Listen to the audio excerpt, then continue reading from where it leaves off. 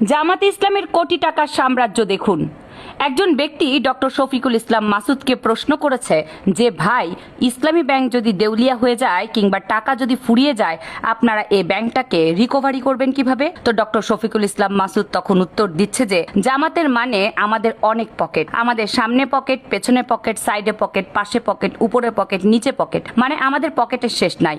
অর্থ কি? যে তাদের যে সমস্ত প্রতিষ্ঠান বাংলাদেশে আছে বা জামাতের যে পরিমাণ সম্পদ আছে, এটা শুনলে আপনি অবাক হয়ে যাবেন যে জাস্ট জামাত ইসলামের যে পরিমাণ সম্পদ বাংলাদেশে আছে, আর কোন রাজনৈতিক দলের এইভাবে সম্পদ আছে কিনা জানা নাই। তো চলুন জামাত ইসলামের সম্পদ কোনগুলা সেগুলো একটু আইডেন্টিফাই করে আপনাদের জানাই।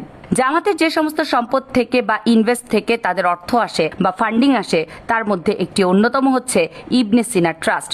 এটা জামাতের প্রতিষ্ঠান। এই প্রতিষ্ঠান থেকে যে জামাতের একটা হিউজ পরিমাণে ফান্ডিং হয়ে থাকে। এরপর জামাতের আরেকটি প্রতিষ্ঠানের নাম হচ্ছে ইবনে সিনা মেডিকেল কলেজ ও হাসপাতাল। এটিও জামাতের নিজস্ব অর্থায়নে তৈরি করা। এটি জামাতের স্ট্রাকচারকে আরো সংগঠিত করে। এটি একটি জামাতের প্রতিষ্ঠান। এরপরে আপনি আরো দেখতে পারবেন ইবনে সিনা ডায়াগনস্টিক সেন্টার।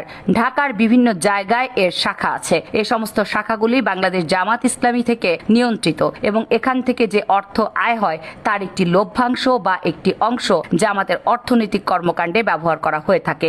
এরপর আছে ইবনে সিনা ফার্মাসিউটিক্যাল।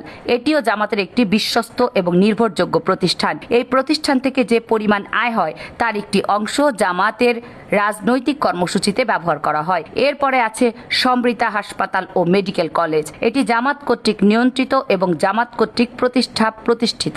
এখান থেকে যে পরিমাণ অর্থ আয় হয় তার একটি অংশ ব্যয় হয় জামাতের কর্মসূচিতে। এরপর আছে মেডিকেয়ার হাসপাতাল। মেডিকেয়ার হাসপাতাল এটি নিয়ন্ত্রণ করে পুরোটাই হচ্ছে জামাত এবং এই মেডিকেয়ার হাসপাতাল থেকে যে আয় হয় তার একটি অংশ আপনার চলে যায় জামাত ইসলামীর ফান্ডে। এরপর আছে আলমারকাজুল ইসলামী হসপিটাল। এটিও জামাত নিয়ন্ত্রিত এবং এই হসপিটাল থেকে যে অর্থ আয় হয় সেটিও চলে যায় জামাতের ফান্ডে। এরপরে আছে হেলথ কেয়ার ফার্মা। এটি জামাত কর্তৃক প্রতিষ্ঠিত এবং বর্তমানে জামাত কর্তৃক নিয়ন্ত্রিত। এই প্রতিষ্ঠান থেকে যে পরিমাণ আয় হয় তার একটি অংশ জামাত ইসলামের ফান্ডে চলে যায়।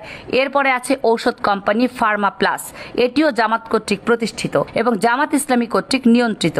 বর্তমানেও এই প্রতিষ্ঠান থেকে যে পরিমাণ আয় হয় তার একটি অংশ জামাত ইসলামী ফান্ডে চলে যায়। পত্রিকার মধ্যে আছে দৈনিক সংগ্রাম এবং দৈনিক নয়া দিগন্ত। এই দুটি পত্রিকা জামাত ইসলামী দ্বারা নিয়ন্ত্রিত এবং এই পত্রিকার পেছনে যে ফান্ডিং করা দরকার সেই সমস্ত ফান্ডিং করে জামাত ইসলামী, যাতে করে জামাত ইসলামের যে প্রচারটা এই দুটি পত্রিকায় সবচাইতে বেশি প্রচারিত হয়ে থাকে। এরপরে আছে এনজিও সংস্থা কেয়ার বাংলাদেশ। কেয়ার বাংলাদেশ এটি যদিও অনেক ক্ষেত্রে বলা হয় এটি পূর্বে জামাতে ছিল, এখন নাই, কিন্তু বর্তমানে